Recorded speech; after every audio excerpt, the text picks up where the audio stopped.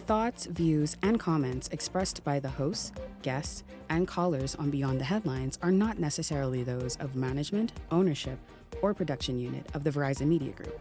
Beyond the Headlines is a production of ILTV Studios and cannot be reproduced or represented in part or entirety without express written permission of the Verizon Media Group. Beyond the Headlines is the intellectual property of the Verizon Media Group. Copyright 2021.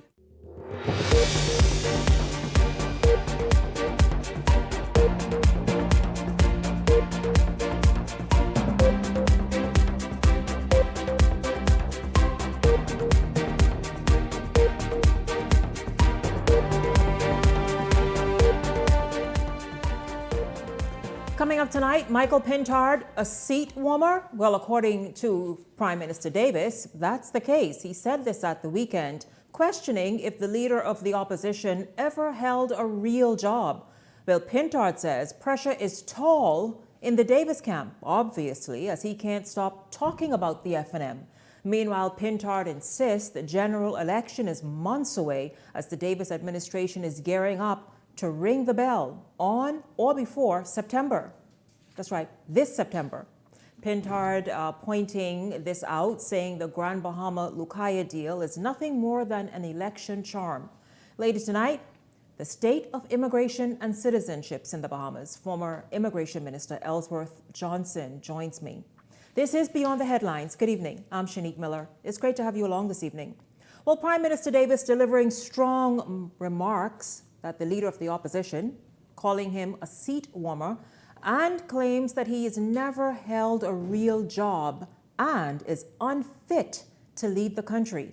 We get this story from Laurencia Smith, and then we come back and jump in. Michael Pintard is not a serious leader. He is nothing but a seat warmer. That's Prime Minister Philip Davis taking a hit at Free National Movement leader Michael Pintard, saying that he lacks what it takes to lead the country. At a charged Progressive Liberal Party men's branch meeting on Sunday, Davis told supporters that the Bahamian people deserve better, adding that they deserve a leader who will put in the work, saying that Pintard is just looking for a platform. He's a parrot, not a poet. He repeats what powerful people want. Let me say, he repeats what powerful people want to hear. He mimics the voices of those who already have influence, instead of using his platform to speak for those who have none. Davis accused the member of parliament from Marco City of failing to show up for Grand Bahamians, particularly during the recent signing of the Grand Lucaya Heads of Agreement. Who claims to speak for Grand Bahamians was nowhere to be found. He didn't just miss a signing. He just didn't miss a signing. He missed a moment. Meanwhile, Prime Minister Davis suggested that the F&M may be trying to downplay or undermine the progress being made in Grand Bahama, stating that Pintard should put his ego aside. Because deep down, what's good for Grand Bahama is bad for the F&M. Because progress exposes just how empty his politics really are. He couldn't clap for jobs. He couldn't stand for growth. The opposition leader did not mince words, making it clear that the F&M stands firmly behind all efforts to drive the growth and development of the second city. But he did say this in a statement. They say you can tell a lot about a man by how he responds under pressure. But it's clear, for our Prime Minister, pressure seemed to be tall. He's focused on the wrong things. He can't stop talking about the F&M, but he ignores the questions that need answers. Prime Minister needs to come clean already. I can't believe you pop the champagne and light up the fire. Laurencia Smith, Eyewitness News. Well, Michael Pintard said pressure tall. You all know the saying, say that, the Prime Minister is feeling it as he can't keep his eyes or mouth of the Free National Movement. We're going to jump in right there this evening. Welcome to Beyond the Headlines. Beyond the Headlines contributor, Garth Rosborough. Garth, good evening to you. It's good to have you here. Welcome to the show. It's a pleasure to be here. It was a hot day today, Shanique Miller. Oh, very, yes. It started so hot that I couldn't accomplish any task today. I was just driving out there and sweating, and I had to go home and sleep before I came here tonight. Oh, so you just came from home after a nap? It's hot. This is going to be a very hot summer. No, very hot summer, but you see what's also even perhaps hotter than, Yes. than the weather, and that is obviously the political season that started already. Definitely. What do you make of Prime Minister Davis saying, listen, Michael Pintard is not suited to lead this country, not suited to hold such a job, given that he has not held many others in his professional life? We have seen the whole history of this particular term of governance where we ask the questions, how strong is the governance of the Progressive Liberal Party based on Vision 2040? They brought this out very strongly. We saw them subside. And then we looked for the royal opposition to bring some strength as if to keep their feet to the fire, and we were not able to even get that. Then we saw now the jesting taking place where the royal opposition leader began to call the Honorable Prime Minister Philip, which I had an issue with that myself, but you know, this is now the season. That is when I would say it officially actually started, when you call the man Philip. So now the man is now responding to you and saying, okay, you want to throw some little punches at me, let me throw my knockout punch on you. And this is a conversation that we've been circulating throughout the country. What is his career path? People have been asking that question. There are people in the FNM who have asked me the question, yeah, what is his... FNMs are asking? I've had prominent FNMs asking, they're not even sure. What his experience is? They've asked me. I would call names if I could, but I can't. But I could tell you right now, I'm certain that this person is high up in the FNM. They said, you know what? I saw the person, they went to school with me, my classmate. That's all I could tell you in terms of a clue. What is his career path? Now, everyone knows he's a poet. Everyone knows he's a great speaker. But in terms of his leadership, it's always been under question. And so now the Prime Minister is saying to him now, I don't think you're fit to be a leader. Now, let me tell you why they would say that, Shanique Miller. You started off with 7. Now you're down to 5. I question one more to be renominated, which would bring it down to 4. Who is to be renominated? Well, me personally, I'm looking at Long Island. I'm not saying he's going to be renominated. Okay. I'm looking at 4. Yes. So if I'm looking at 4, then I'm asking the question, if you were to remove Michael C. Pintard from leadership, let's take him out of the leadership position, I ask you then, who would be the leader of the FNM? And there's only possibly one more choice, if even that. Who is that choice? It can be Adrian White, it can be Adrian Gibson, it can be Kwesi Thompson. There's only 2 more people left. It's Michael Pintard and Shannon Dawn Cartwright. What do you think of Shannon Dawn Cartwright? Well, once again, I'm saying if this is the leadership that you desire to have and the leadership that you're looking forward to for this country, and these people who are so fanatic about their organization, I have nothing wrong with you being just simply excited about being a Free National Movement member. I applaud you. You are part of the Bahamian fabric. But once again, I've always tried to encourage people to look for greater strengths in your organization. And if this is what is satisfactory to you, where you're saying to us and beyond the headlines, stay out of your business, y'all got this thing handled, y'all have sufficient time, we're going to make this happen. I'm waiting to see the miracle. And now you see the Progressive Liberal Party, Shanique Miller, about to explode on you. Well, they are exploding. But I'll tell you this. I went on LinkedIn and I pulled up, because, you know, let me try to be fair here. You know, Yeah, let's be fair. I'm not sure. Okay, consultant with Hutchinson Port Holding. Okay, that's incredible. CEO at Scribes Edutainment, something in the creative space. But you don't know that one. No. Okay. CEO Congo Town Limited. You know them? No. Okay. Consultant, Department of Public Service for the Bahamas government. Okay. That would be. He's been consultant. That would be impressive. He's been consultant. So his profession is that of consultancy. But isn't that, aren't they high earners? No. Organizational development manager. Even a talk show host and commentator. Okay. So let's give him the accolades if they are to be so positioned. Now, the question that the Honorable Prime Minister is asking is that sufficient for the Bahamian people to say you have what it now takes? Is it sufficient? To be the Prime Minister of this country and to lead this country? Based on your record, is anyone now able to stand and say you were a person who above a board, above excellence, you've done a great job, you've been impactful, and we can depend on you to actually lead this nation? That is the question that they're actually asking. In Philip Brave Davis's case, the Prime Minister, He has been a deputy prime minister before and a member of parliament for years. So there's more of a surety in terms of him in his particular role. As for Michael C. Pindart, he was formerly a cabinet minister. He was a cabinet minister. And he was the minister of agriculture. 2 ministries, yes. Okay, and he's also I understand, a very noble representative in Marcos Hill. I understand he does a great job there.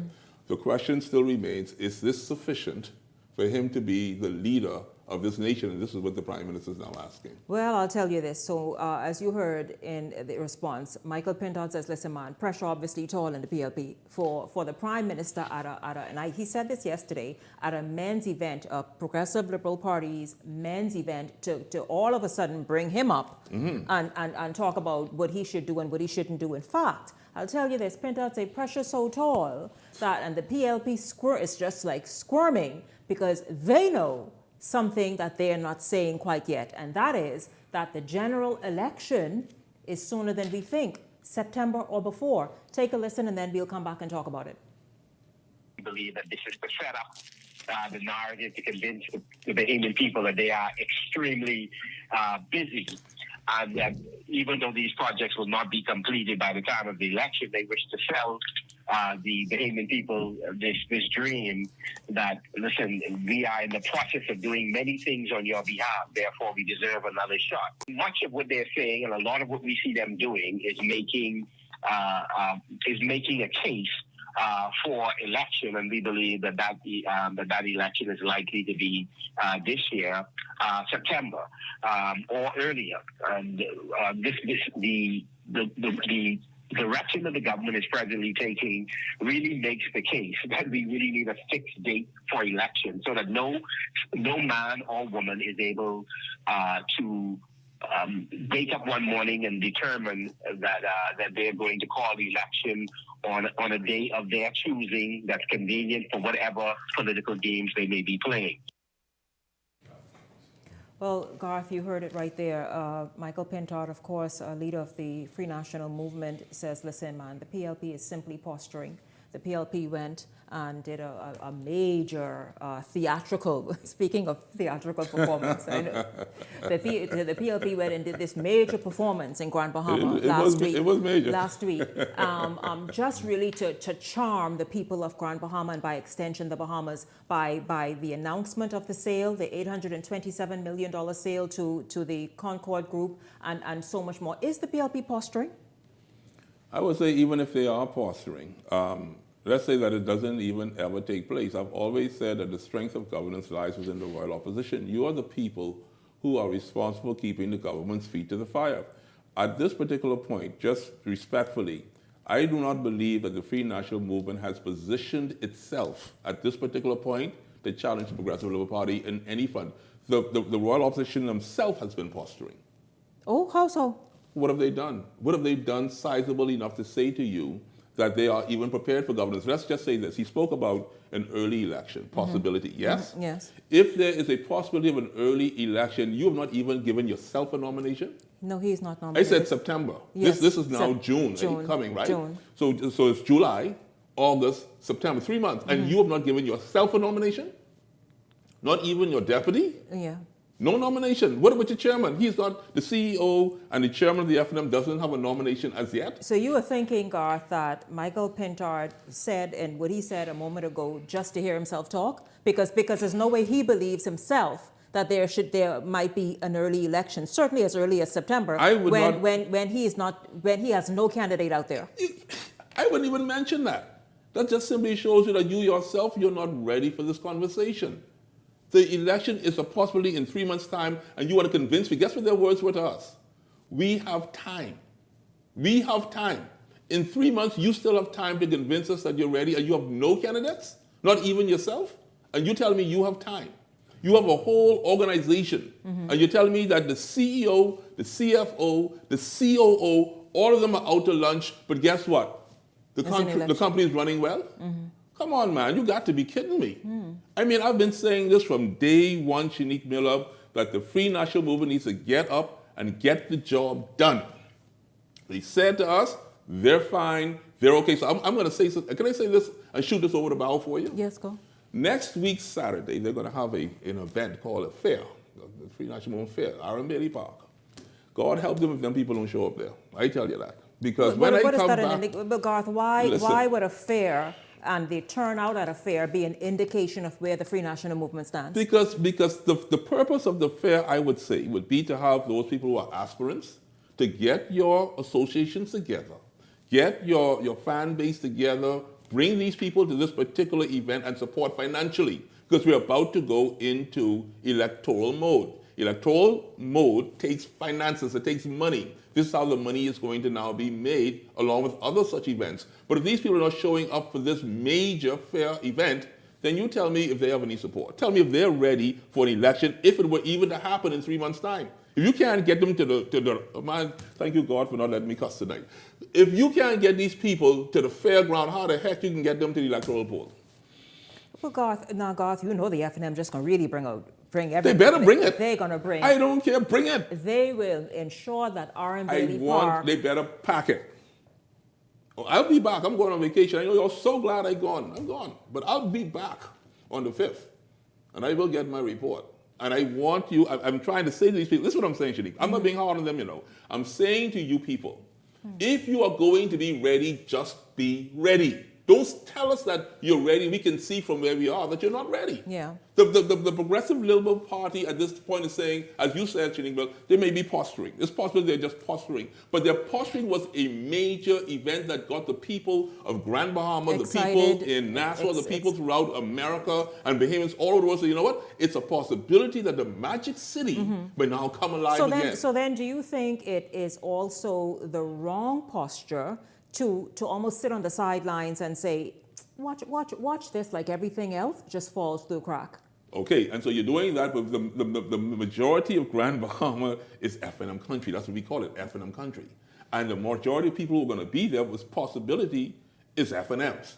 And so I understand you may not have been able to make the event, but it would have been much more powerful had you made it, because the people of Grand Bahama may say, you know what? At least our party has an interest in us. The mere fact that no one was there to represent or say anything officially, I said that is telling. It's very telling.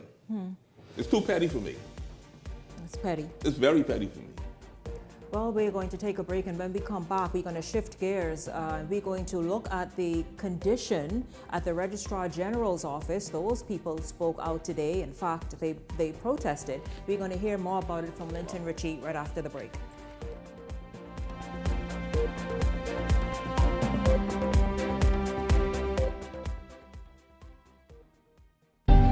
Cancer Treatment Centers of America is now City of Hope, creating one of the leading cancer care and research networks from coast to coast, providing more of what you need.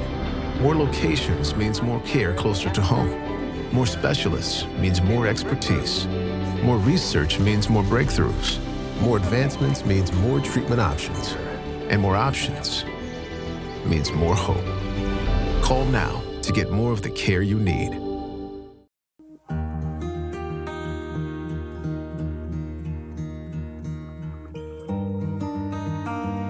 You work hard to provide for and protect the ones you love. However, life can present unexpected challenges. Who you call in times of need matters. Insurance Management is a Bahamian-owned company that has been serving our community for over 40 years, offering a wide range of coverage for all of your personal, professional, and commercial needs. When life happens, rest easy knowing that our skilled and experienced agents are there for you in your time of need, so that you can get back to what matters most. Insurance Management. Nobody does it better. Need a new car for your business? Well, EV Motors and the Bahamas Development Bank have some news for you. At the Bahamas Development Bank, we are committed to promoting Bahamian businesses and entrepreneurs. With our green lending program, businesses are able to access up to 100% financing to purchase electric vehicles for commercial and fleet use. We are so excited to partner with EV Motors for this initiative to encourage and empower business owners to drive green. If you haven't visited our dealership on Tonic Williams Darling Highway as yet, we have a wide variety of brand new EVs from some of your favorite brands. like Toyota, BYD, and Mercedes-Benz. As the official distributor of Kerry commercial vehicles, we offer a selection of high-performance commercial EVs. Currently, you can purchase the Kerry Cargo Van and the Kerry Elephant Truck, and soon flatbeds and box trucks for all your business needs. To access up to 100% financing to purchase an EV for your business, you'll need to provide us with a few documents: the business plan or executive summary, business license, historical financials, relevant KYC documents, and the vehicle and insurance quote. With an interest rate of 6.75% and a repayment period of up to 8 years, you don't want to miss this fantastic opportunity. To apply, visit our website today at bahamasdevelopmentbank.com or give us a call at 702-5700. 7.5 years, but I walk in here all of a sudden, total stranger. I'm calling you Rick and Sheila. I win. At Island Lock, we take sports seriously. Get ready to experience the thrill of winning anytime and any place. Bet in real time and live the thrill of every play while watching your winnings stack up.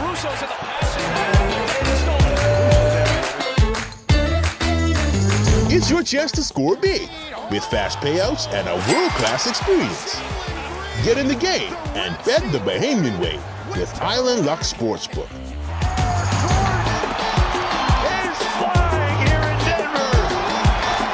If you enjoy watching Beyond the Headlines, take advantage of our exclusive offers with 4 15-minute interview segments at $1,200 and 20 30-second TV ads at $2,000. Contact 557-0258 or 557-0259 for more information. Go beyond with Beyond the Headlines. This segment of Beyond the Headlines is brought to you by EV Motors. Drive the future with brand new 2024 electric vehicles. EV Motors, powering your journey.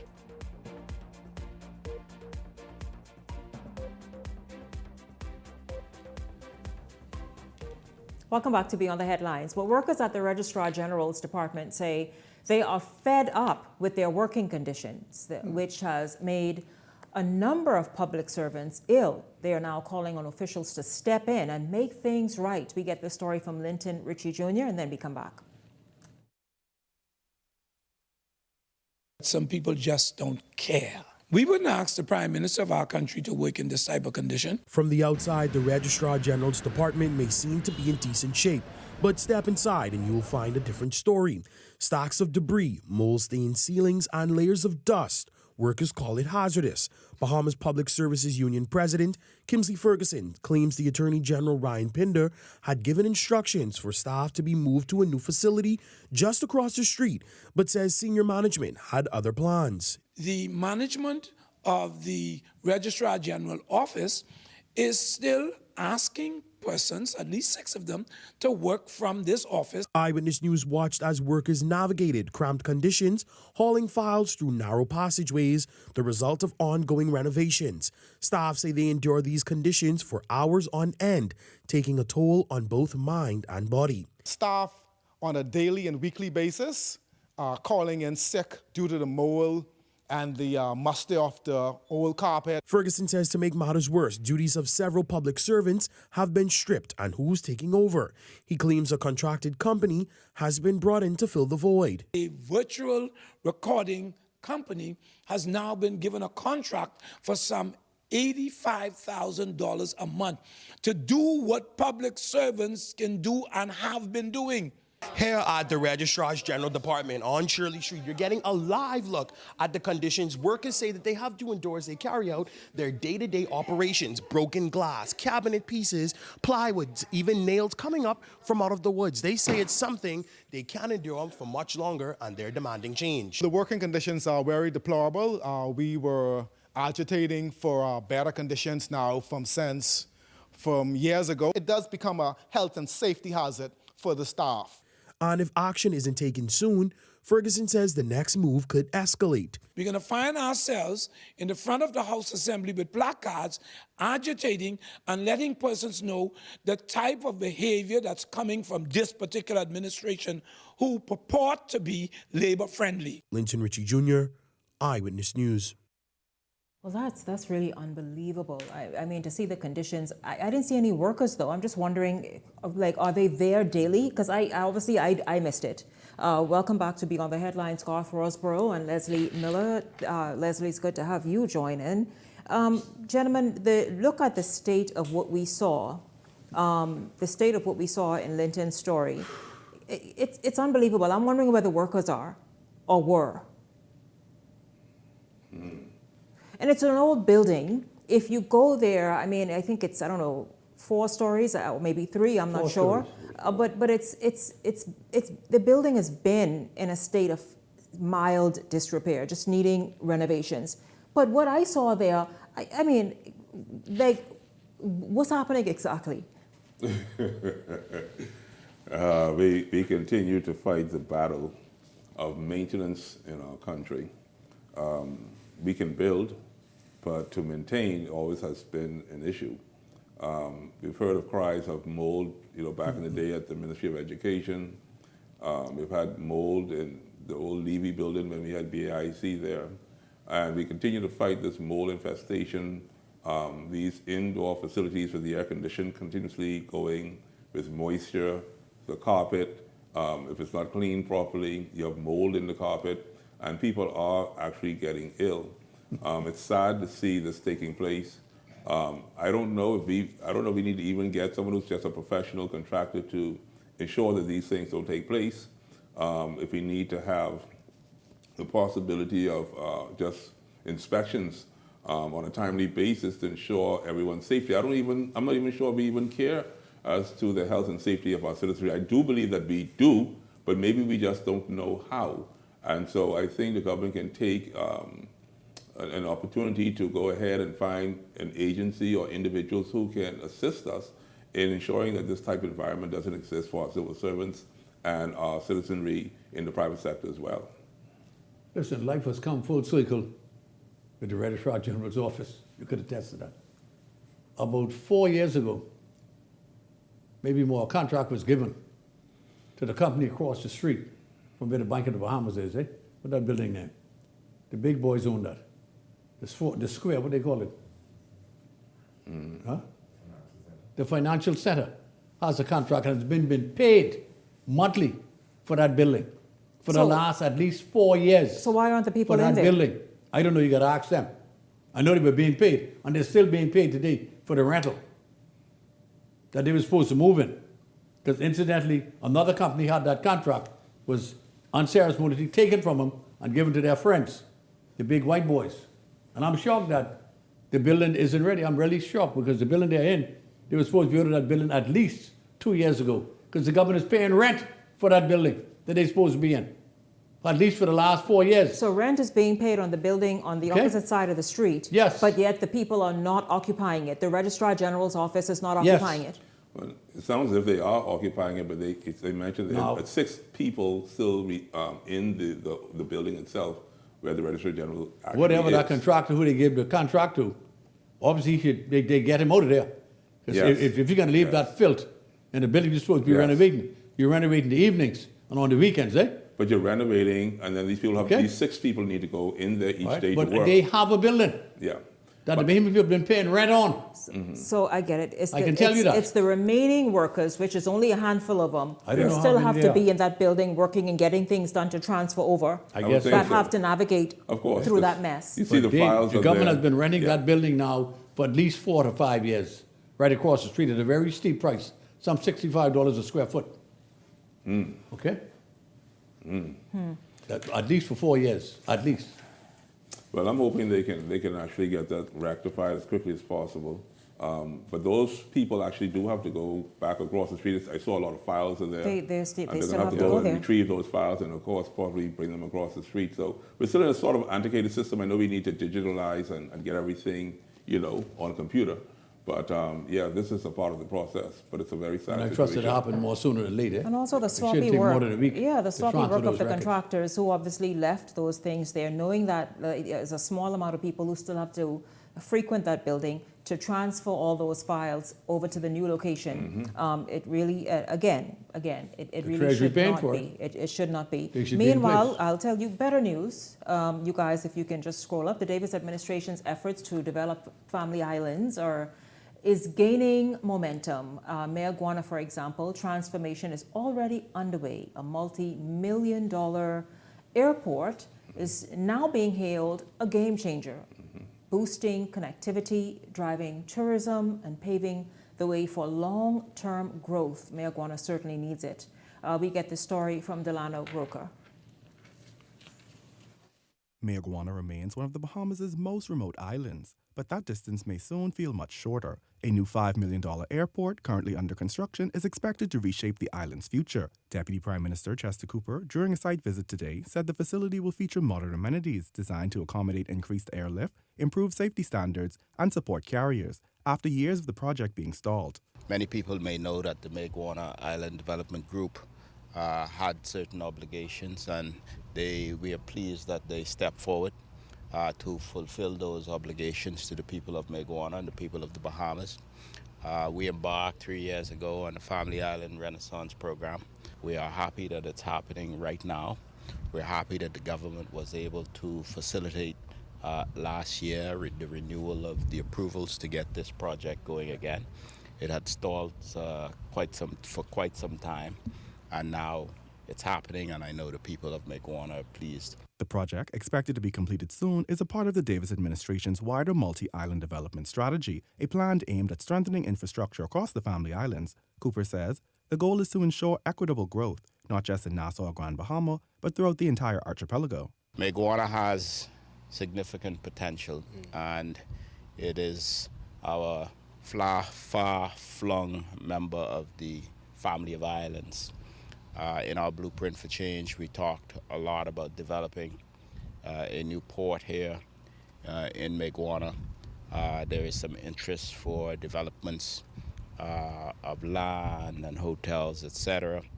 We believe and we hope that the completion of phase 1 of this facility will be a catalyst for additional investment and additional growth here in the island of Mayaguana. The Mayaguana Airport is just one piece of a much broader plan. Former Tourism Minister Vincent Vanderpool Wallace says the project ties into a long-term vision for sustainable economic development. There's a reason for that expansion, because if this is kind of a southern hub for what is going to happen in the Bahamas, you have in the north, you have Grand Bahama, in the center, you have New Providence. You need something in the south to get going, and this is it. And the GPM, mentioned obliquely about a port development. That is one of the areas of significant opportunity. This happens to be exactly 800 nautical miles from the Panama Canal directly. And those of you who wish to stay overnight can stay here and go on shore and see cruise ships passing by, container vessels passing by. So it's perfectly within the area that this thing is aimed to target for development. I'm standing in the departure section of the new airport being developed in Mayaguana. As the Deputy Prime Minister said, this is a grand step in innovation for the island. I'm Delano Roker. Good news for Mayaguana, and I wanted to bring that story because for quite some time they have been regulars, residents meaning, on this show talking about having to pick up in terms of road works. And you all saw the state of the airport, whatever that is, the chicken coop. That stood for an airport for many, many years. And so I love to update whatever is happening in Mayaguana because they have really had to contend with a lot for a long time. I loved it. I had to take my glasses off and wipe my eyes from tears because, that's my mother's hometown. Okay. And I've already called in Michigan and told her she got to bring all the family from the United States. We going down to Mayaguana. I haven't been there myself, by the way, but You've never been? I was never going there with that little shack. Not that little shack we call the airport. Yeah. But I do know that Mayaguana had the second largest runway for a very long time. I knew of the potential of doing transatlantic flights and landing for cargo. It's an excellent location for a hub. It has excellent soil for agriculture. There are no snakes in Mayaguana, by the way. No? No snakes. Wild dogs, a few. I should move. And so it's great for things like poultry farming. You talk about your golden yolk, the program we never got. That's a great place for golden yolk and any other yolk you got. And it So kind it's of... a, so it's a huge... Great it's potential. a huge island. My mom from Betsy Bay, and listen to me, listen to me. It reminds me of the days of Long Key. Long Key. Where you talk about Fortune Island, where people came from the Panama Canal straight to Fortune Key. It was a great economic hub here in the Bahamas. Mayaguana has that great potential because Haiti is right to the back of Mayaguana, and Cuba is right there. Turks and Caicos is right there. I mean, you talk about some economic boom. I'm just here shivering, and I got tears coming to my eyes. Mayaguana, thank God for Mayaguana. We can make this happen. I'm excited. I'm excited. It's really a good new day for Mayaguana. I know when we first went to cabinet in 2002, the I group made their presentation. I think we approved it on about 203, 204 to get some things started there. They gave them a hell of a lot of land. I think some of it was reined in, which was good. And now they have to do what they need to do under the heads of agreement, eh? Getting the airport done, getting the roads, getting infrastructure in that is so vital. I think my good friend Vincent Van der Poel and the group he's with is looking at putting a small canal to complement the Panama Canal. So that can get started. It'll be a hell of a break for Bahamians. Well, Edens Taylor's, they're building a marina there too. I saw they're building a marina. To get some good things happening for the island of Mayaguana. It's a big island. It's time for the Bahamians and the Nassauians to head back home if there's activity going on in the island from which they live, including yourself. I can go. I don't mind. It's good when you see these things happen on the family islands that you have an opportunity to go back to your boat and make a contribution and enjoy and get me off beyond the headlines so I can start beating up these people. Yeah, I got it. Yeah. I hear you. Very tranquil island. Very good. It's just really beautiful. Lovely beaches. Really, really awesome. And happy for you, Mayaguana. Gentlemen, I thank you both very much for being here. Of course, when we come back, we're going to shift gears because we're going to talk about a topic that's trending, not just in the Bahamas, but really around the world, and that is immigration. Yes. Immigration. And when we come back, former Immigration Minister Ellsworth Johnson will sit next to me and we will talk about what's happening. Is the Bahamas just too loose with its granting of citizenships? We'll talk about that and much more after this.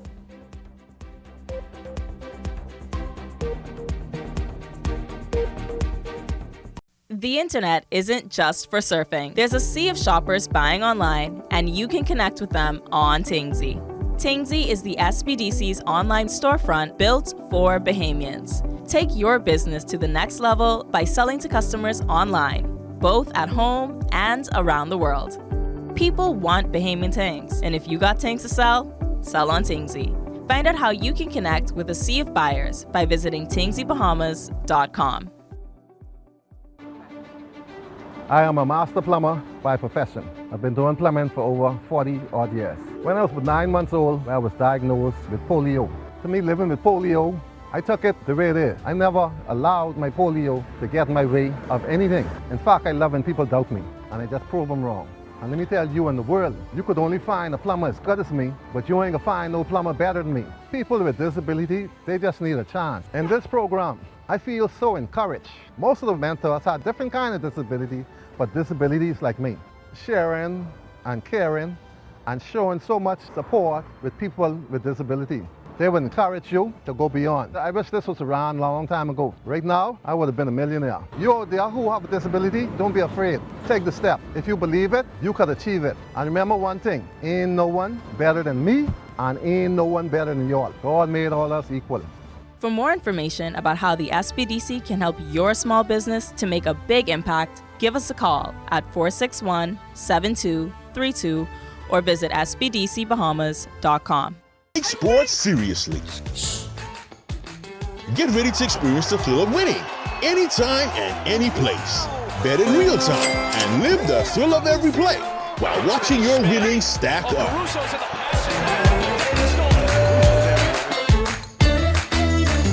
It's your chance to score big with fast payouts and a world-class experience. Get in the game and bet the Bahamian way with Island Luck Sportsbook.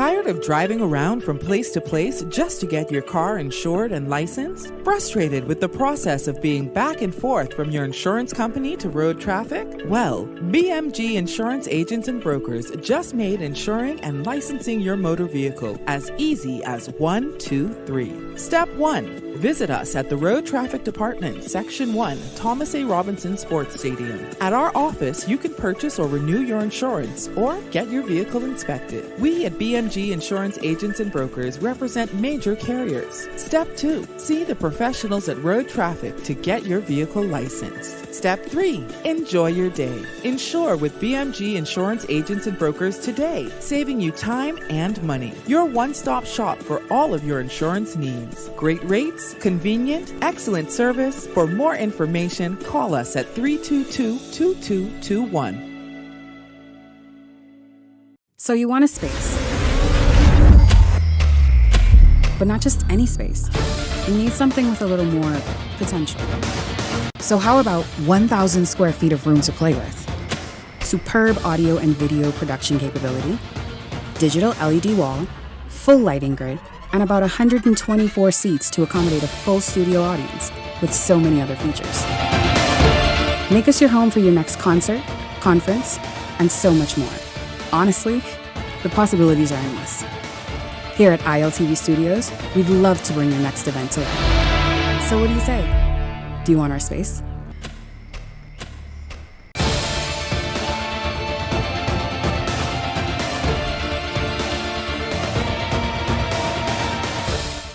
If you enjoy watching Beyond the Headlines, take advantage of our exclusive offers with 4 15-minute interview segments at $1,200 and 20 30-second TV ads at $2,000. Contact 557-0258 or 557-0259 for more information. Go beyond with Beyond the Headlines.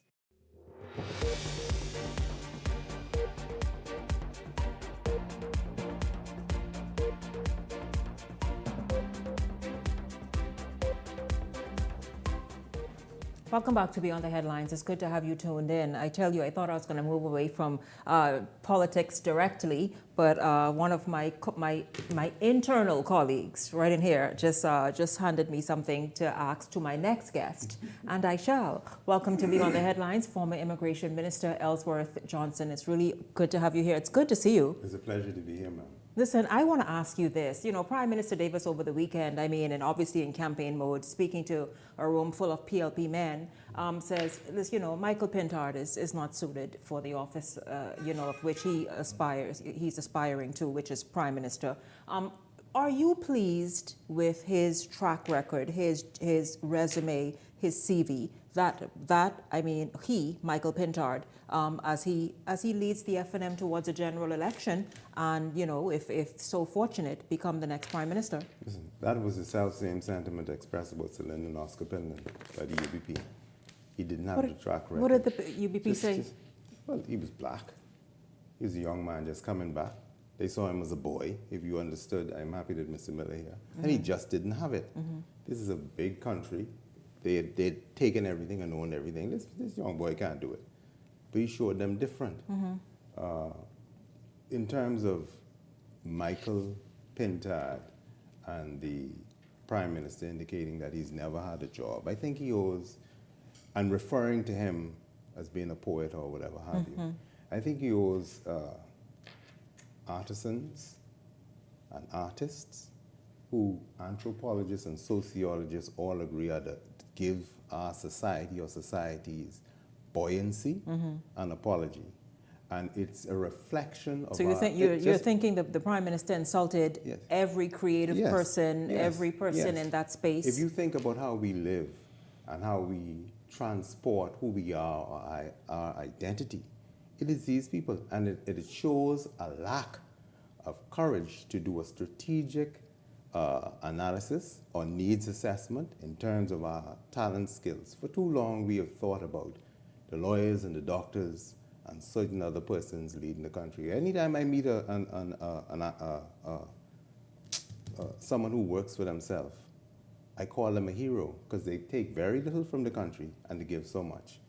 Michael Pintard is an agriculturalist. To my mind, I was on my way here and I saw a young lady who is a Rastafarian, Bobo Time, just in Baintown on the side of the street, conducting her affairs. The people who are in the straw markets, who create the artisan work, who create the product called tourism, they carry this country for years. And so I think in terms of, Sir Lyndon, and I'm happy that Mr. Miller was here, apologized to the country in the twilight of his career, you know. He said, we said that you could all should be doctors and all this different thing. We got it wrong. I teach my daughter that the sanitation worker is just as important as the doctor, right? And so no matter where you find yourself in a Haitian village, in Nagua, or Cat Island. Hold on, a Haitian village, because we come into that. Just allow me. Yeah, we're going to get there. Okay, we come into that. But you may be in a Haitian village and you may be a citizen.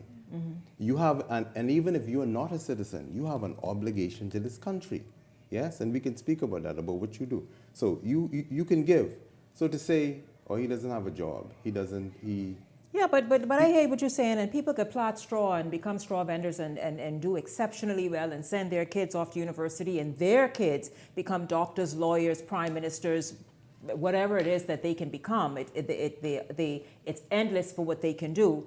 But see, we talking something different now. We talking about you going to lead a nation. You cannot say, man, guess what? Don't insult these straw vendors and Bobo Town or whoever this is who said standing on the side of the road and stuff. You don't expect that person. That person has to have to be able to have a certain level of skill, experience, background, track record to actually go and particularly nowadays, leadership requires so much more than it did even in the days of Sir Lyndon. Absolutely. So he has made it to the leader of the opposition.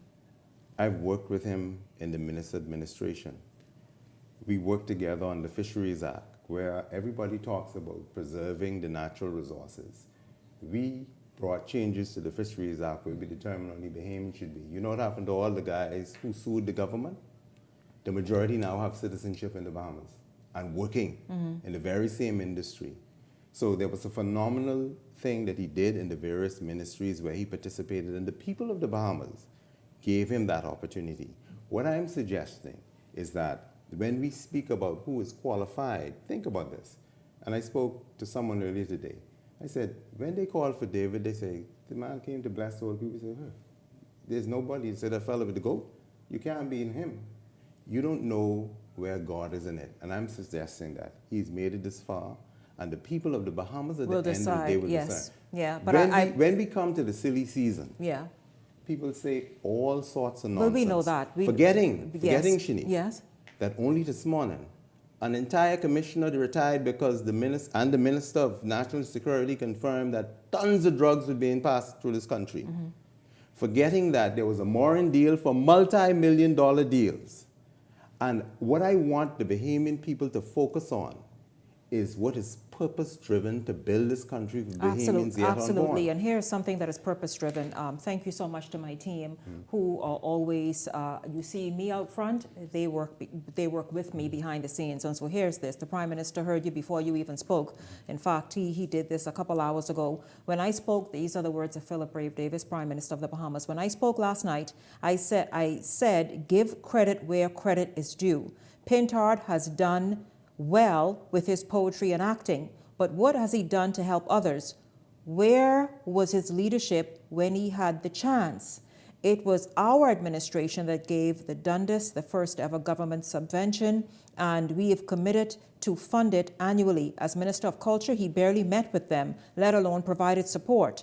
And so he's trying to clarify, as you said. He's backtracking as now. You were saying, he owes. He realizes now. You're saying that he owes. He says, looking. He says, looking. He says, and so he says. And as you speak, I'll give names. Eddie Menace. Yes, he says we are also establishing CAPAS, the Creative and Performing Arts School of the Bahamas, something we're extremely proud to deliver. When Pintard was in government, they promised such a school, but never delivered it. Didn't even begin to plan for one. And to the even worse, Pintard, the creative, and his government closed the National Dance School. And so he goes on. So there's the Prime Minister. He's trying now to backtrack because his team, he has a very good team, and they said he made a mistake. You insulted a whole genre of people. Yes, so listen, well, the team, you all could come and respond to what it is. Yes, sir. you need, in any society, when you look at what's happening now in Palestine, what is happening around the world, you know who captures it and brings it to us? Who? It's the artists.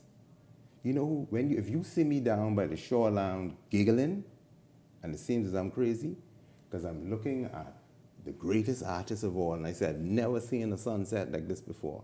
The Bible that all of us came to like and don't follow, they were able to craft that in a way to bring those stories and bring them to life. And for too long, that is the reason why we put so much, we deny ourselves, we don't spend on the junkanores, and we don't invest in it, and we get Carnival and we spend millions on it. Well, the Carnival people are crying out and saying they're getting no support. I mean, do you think they should get support? Pardon me? The people of Not Carnival... before Junkanoo, not before Rake and Scrape. So I'll tell you this. You must agree, though, that there are levels of artists. That is why some win Academy Awards and some still sitting down there doing Soul Train. Let me say this. Right? Remember. Give me an opportunity. Okay, go ahead. And there are those who are part of the building block of the ones who are up there, who have built the industry. I remember the story. A gentleman was playing the snare drum, and he was doing his tongue and doing all that. And a young man came and said, why you got to be so silly when you're doing that? You know what the old man said?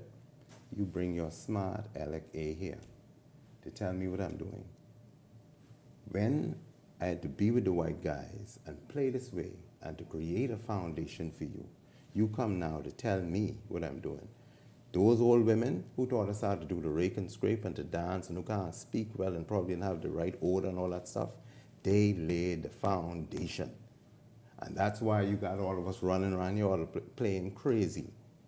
It is the artists who built this country. It is those older men, when I walk down Bay Street and I see them properly clad in their suits, I say, stop and say, hey, thank you very much. Because now I see the younger fellas coming out and they look like they're getting ready to rob somebody. I said, we have to create an institute so you could pass it on. And it's not about them being disrespecting themselves. It's the level of respect that they owe to the industry. And they could tell you about it. And so where we may see people on Soul Train and all that, remember there was somebody who sacrificed for them to go there. Is this fake news, Ellsworth Johnson? Were you denied a nomination in the Amacraw constituency? Are you hopeful for a nomination? Let me say this. This was just sent to me to ask you. You know how I feel about governance in this Bahamas? We take that constitutional construct of being in the opposition or being in the leading party too lightly. This is about the people's business. I don't speak about my party's business, but I haven't been denied one. By the way, that wasn't a politician that sent that to me. That was a colleague. Okay, good. Yeah. I've made the application. I've gone through the process. I've gone through the process for Yamacraw, and nobody has denied me absolutely anything. You're looking at Yamacraw. You're looking at Yamacraw. Yes. And if they decided they don't want me, naked I came, naked I will return. But I notice one thing. I'm going to do as best I can to serve the people who've created, God has used to make me the man that I am. Well, let's look at this. You're quite outspoken about immigration matters, not because you're the former minister, but obviously you've developed an even bigger passion for it since serving as minister. And you're calling for an immigration system that properly grants citizenships through limited access and based on what the country needs. More than just that. I think the current disposition of immigration may present a threat to national security. And I'm not speaking about the people we have to deal with economic migrants. We have to properly situate the persons who come here to work. But then look at Bay Street, a place that was guaranteed for Bahamians. East Indians control it. No longer is. And their children are in the best schools. There are those that we now call the untouchables, that open restaurants wherever they want. Who are they? Open rum shop wherever they want. The Chinese? Yes, we call them the untouchables. Oh, they are, really? Yes, because they seem to do whatever they want. Well, whatever they want, wherever they want, and they're buying all the land. Just allow me to extend, and I see Mr. Leslie Miller here, Bom Shack, he knows him by that name. He was not feeling well. I brought his book here tonight, and he spoke about generation property, something that is known to us and everybody speak about. And I hear Mr. Davis talking about who didn't have a job. We talking about who don't have a job as lawyers. We still can't get on the list to get mortgages and conveyances. And we still know who control the legal industry, right? So we have to work on that. So I want to say prayers for Mr. Hanna, but generational property. How do we deal with that as we look at land reform? But why? And But protect so then, something for speaking Bahamians? of land reform, why has administration after administration ignored, turned their head from, or just failed Because in this regard? Even though we had those ladies who went to prison, and the Progressive Liberal Party, with my father, pardoned them. Mr. Miller knows the story. And they couldn't find the file. They promised to name the school after the ladies. Land was always a thing for power. And that is why one of the greatest thefts occurred in this hemisphere when they came and they just took it. And then the genocide began. And then the crown determined who they will give it to. Mm-hmm. And so you had persons after the gentry and the persons left, the locals went on the land because they were slaves, they never got paid, and they took it. And so Melvin Seymour tells a beautiful story of his grandfather who couldn't see and go fishing, but he tells you about the story of the property and how generations came to accept that it belongs to them, and everybody in Canada accepts it. But we haven't had the courage to right-size something that was used for voting, because how many pieces of property you had you could vote that amount of time. Something that was used to oppress us in the most insidious way, because they work you, they beat you, they rape you, they do all those different things on the property. And they took the wealth, extracted it, underdeveloped the Caribbean and Africa, and they took it to Europe. Well, let's and so talk when about we have an opportunity now yes. to recognize something and create something that is local, that is us, we refuse to do it. But we are also, including when you were Minister of Immigration, we are ignoring something to right size, as you say. In certain parts of New Providence, just New Providence, for example, other nationalities have taken ownership and not even lawfully. How do we correct that? How do we correct that aspect of where immigration has gone wrong? I'll tell you, we started to give a yearly report that has stopped. We then had a secret shopper program, mystery shopper program, so I could know what's happening. We put cameras in the place. Very quickly, when I got there, you had a multi-million-dollar contract for digitization, and they didn't have the contract. We got the contract, got a group in together, met with the service providers, and very quickly we digitized. What we were intending to do, and it should have already been there, where every application can be made online like you do in the US, and you pick it up somewhere else. And see, the problem with us now is these designations are for sale. Everybody is an immigration agent or professional, and we're selling these designations. Well, what about the designations where people have just taken ownership and decided they're going to squat and just be there and created shopping malls, makeshift communities and all the rest of it? Cowpen Road, for example, I want to have you back, and I want to hear what your thoughts are about this, because you mentioned about sovereignty and if we don't, and what used to be and now what is. And so, okay, you mentioned what the white men did. Well, these ones black people have allowed to now exist and become rooted exactly what's happened. And so how do you address that? How do you address that? I see Mr. Miller knows here, and that's why I speak to it. And when I speak as a nationalist, understanding what my party's position would be, what the other party's position would be, but I have an obligation for the short time I'm here to say that, say to the Prime Minister that you're wrong, that you are to show the respect to the artists and artisans that they deserve, because without them we wouldn't have what we have, and also to preserve what is our legacy. To be continued. Thank you, ma'am. Thank you so much. Ellsworth Johnson, former Minister of Immigration, former Member of Parliament for Yamakro, and also hopeful in the upcoming general election. Thank you once again. Thank you at the top of tonight's show, Garth Rosborough and Leslie Miller. And I want to thank all of you this evening for tuning in. Certainly enjoyed having you along, and I look forward to seeing you right back here tomorrow evening. For the entire Beyond the Headlines team, I'm Shanique Miller. Make it a great evening, everyone.